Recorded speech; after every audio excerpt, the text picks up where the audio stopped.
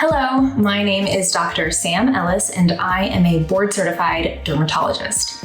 Welcome to my bathroom. In addition to practicing both medical and cosmetic dermatology in Northern California, I am also an assistant clinical professor of dermatology at UC Davis, and I'm a consultant for skincare companies, and I help them develop products that are evidence-based.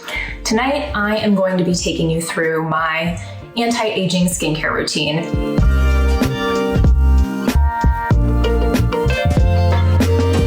Now, a lot of people kind of bristle at the anti-aging term, and what I mean is not that I don't want you to be getting older. As a physician, I want to get older. I want my patients to be getting older because the alternative is not great, but you might not want your skin to look weathered or tired. I want my skin to be plump and youthful and healthy, and that is what this skincare routine is all about, but in sort of a low maintenance, streamlined way. All right, we've got the towel on, the hair is back. We are ready to rock and roll with a nighttime skincare routine. A little bit of background about my skin is that it's not particularly oily, it is not particularly dry, it is somewhat sensitive because I have a skin condition called rosacea, which makes me prone to redness and flushing, especially with a glass of wine. But I don't get the pimples that some people with rosacea do get, which is really lucky for me. But I do have to be mindful that some products do irritate my skin and that I'm a little bit more sun sensitive. I also spent my whole life outside. I'm from California. I was a swimmer and I played water polo through college. So I have a lot of sun damage that I have been working on for the past several years. But that is also something that I'm trying to tackle in my nighttime skincare routine. So the first step of any skincare routine in the evening is going to be cleansing your skin. The whole point of this is to remove all of the junk and debris that have built up on your skin over the day. Maybe take off makeup or sunscreen, definitely sunscreen. If you don't have sunscreen on your face, we're gonna have a problem.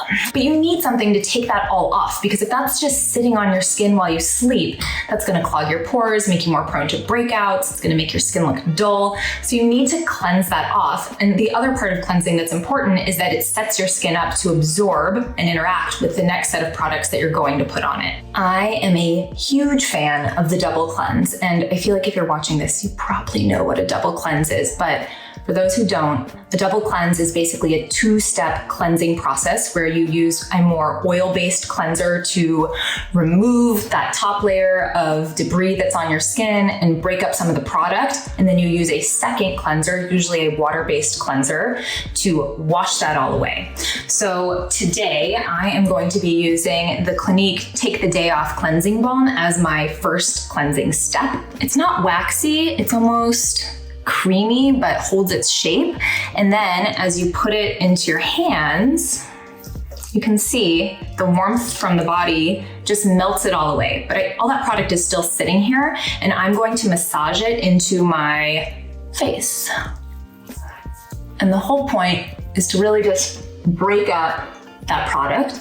And you can start to see my tinted moisturizer coming off. You can see that redness of my skin underneath, but I like to see the redness because then I know that my makeup is getting removed. So I usually will take this up onto my forehead and the eyebrows. I usually grab, a little bit more for my eyes. I feel like breaking up the eye makeup is so important. You don't want today's mascara to become tomorrow's eyeliner, because if you've ever fallen asleep with your makeup on, you know what I'm talking about. And if you haven't, then that probably made zero sense to you. So I'm just massaging really gently and delicately around this. I'm going over my eyelashes and really trying to press the product down and away. In a second, I'll peek and see what kind of scary mess I've created. Oh yeah, that's good. That's really good. And so at this point, everything's broken up. I'm gonna get it wet. I'll just get my fingers damp, and then we do something called an emulsifying process where I add a little bit of water to the product, and you can see it turns kind of white and creamy, and that really helps with the cleansing. That water grabs onto the product, and the product grabs onto the dirt and oil and makeup and sunscreen and lotion that's on your face. And now I'm gonna dip down and cleanse. See you in a second. Got all of that cleansed off, and now I'm ready for my second step of the double cleanse. But you can see, I don't really have eye makeup on anymore. You can start to see the texture and the color of my skin, meaning that I feel confident that my makeup has been removed with that step. For my second step, I'm gonna use the Vanicream Gentle Facial Cleanser for sensitive skin. I hope there's some still in here. I use this a lot. Yeah, we're good. So this cleanser is sort of like a pearlescent gel. I really like it. I feel like I need a lather in my facial cleanser, at least one of the steps. I might have been brainwashed by the cosmetic industry. I don't care.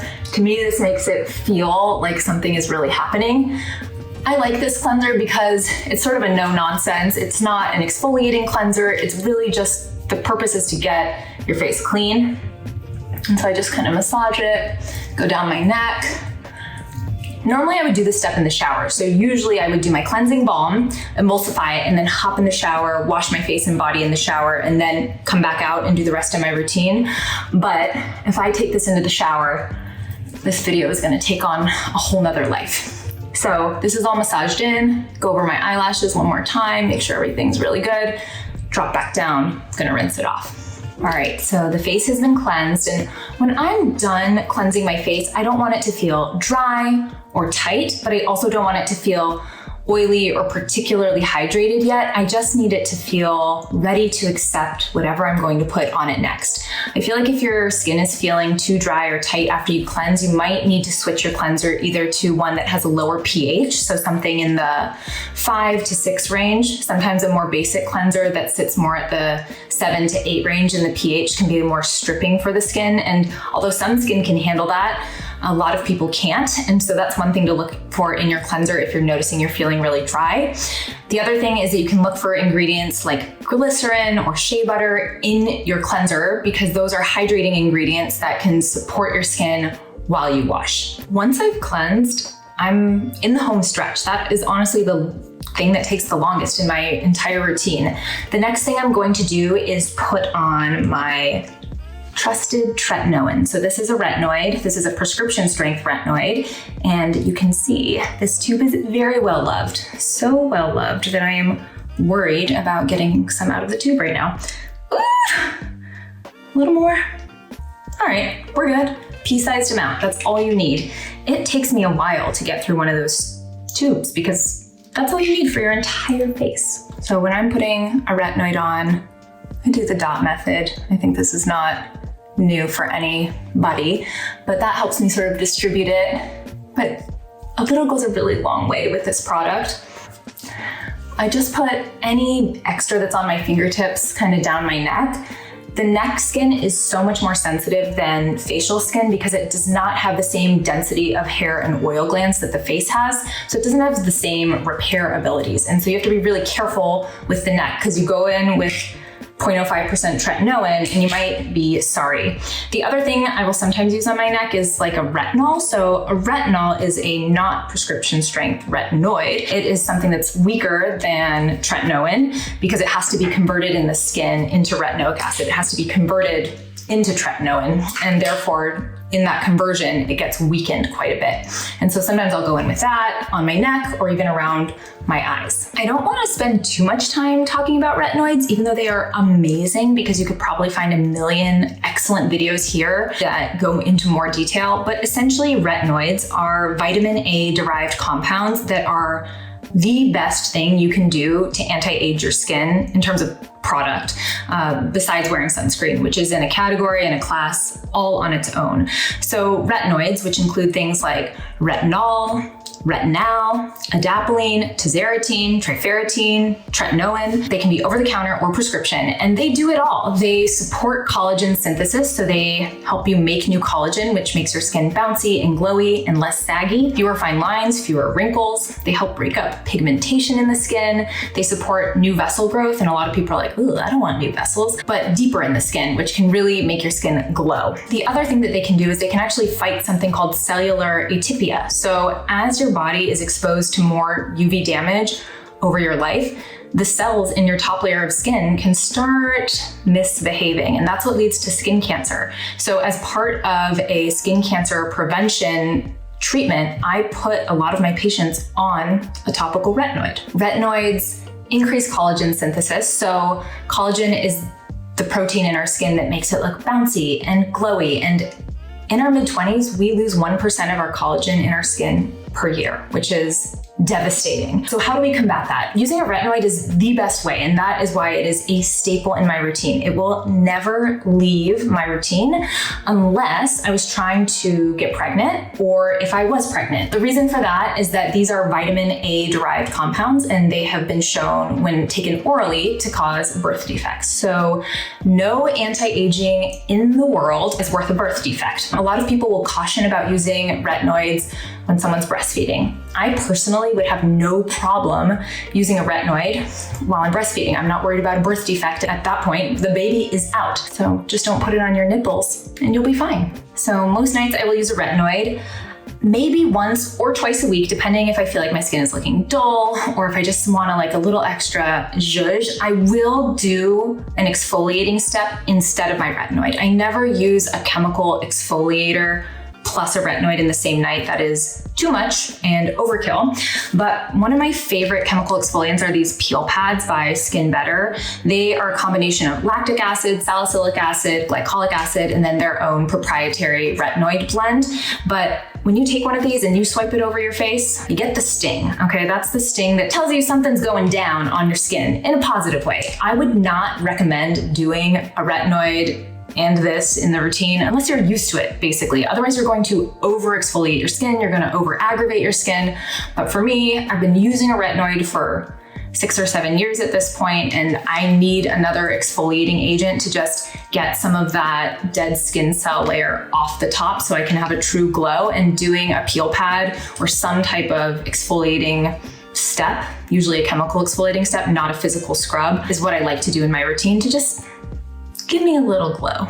Next, after my retinoid is on, I go in with a moisturizer. This is the La Roche-Posay Toleriane Ultra. This is a super mild, but very hydrating moisturizer. This is like 5 pumps. I want a lot, okay? This is super thick and creamy. It's basically like a pumpable cream. Usually I tell patients creams come in jars. They're thick like frosting.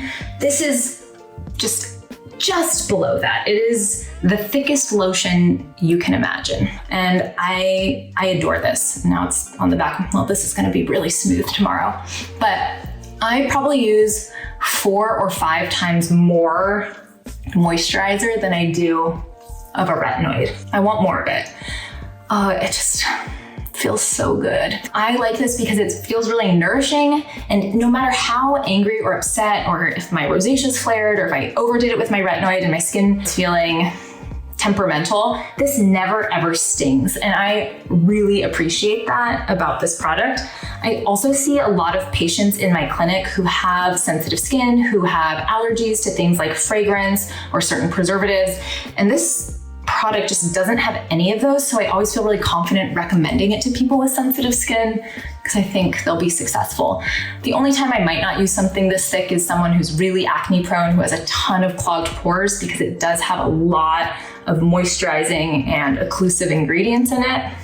But, oh, I love it. Feels so good. All right, so retinoid is on, moisturizer is on.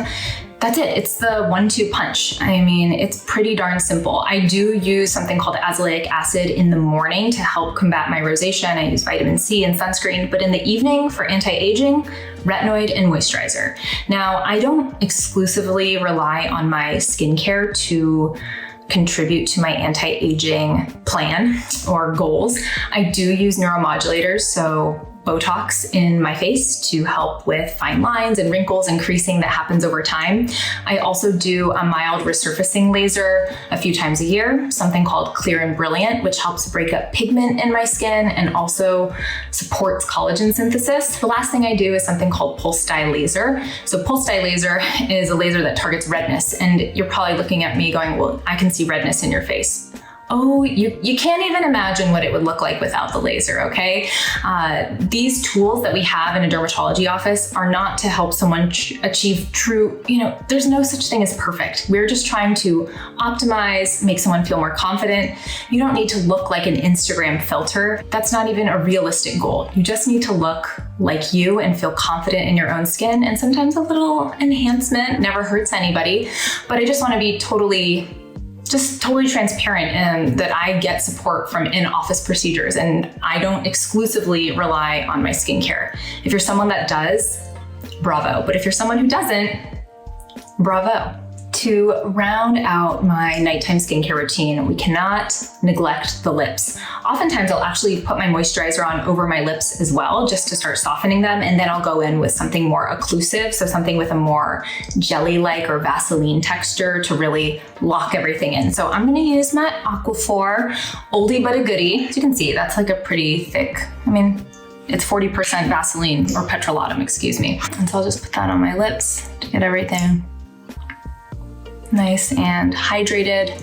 The rest, I rub on my cuticles. So in a clinic day, I see 20 to 35 patients in a day and I wash my hands probably 100 times. That's sadly not even an exaggeration. And so my hands take a huge beating. So part of my nighttime routine focuses on my hands. So anytime I showed you any of these steps, any leftover got rubbed down my neck, on and onto the back of my hands.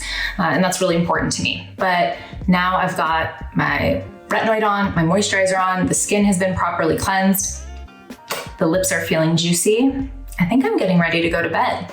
That's it. Thank you so much for following along in my nighttime anti-aging, low maintenance skincare routine. I just wanted to show you that even as a dermatologist who has access to all of the things, this is what I choose. Now, just because that's what my routine is, it doesn't mean that's what your routine has to be, but you should know that you can work smarter, not harder, and that an effective skincare routine does not have to be extensive or expensive.